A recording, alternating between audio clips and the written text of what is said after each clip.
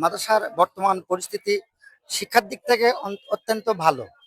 আমরা বোর্ড পরীক্ষায় বেশ কয়েকবার পরীক্ষা দিয়েছি এবং আমাদের ছাত্ররা যথাযথভাবে সম্মানের সাথে কৃতকার্য হয়েছে।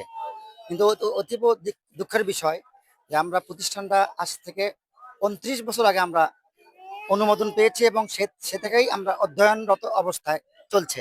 কিন্তু আমরা শিক্ষকেরা কোনো এমপিভুক্ত হতে পারিনি। প্লাস মাদ্রাসার কোনো অবকাঠামোতে সরকারিভাবে কোনো নজর নেই।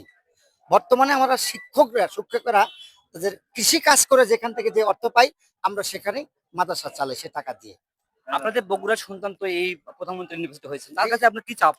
যেহেতু আমাদের এই নসিপুর ইউনিয়নটা খালেদা জিয়ার নির্বাচনী এলাকা, জিয়াউর রহমানের জন্মস্থান, তারেক রহমান আমাদের গৌরব, উনি প্রধানমন্ত্রী।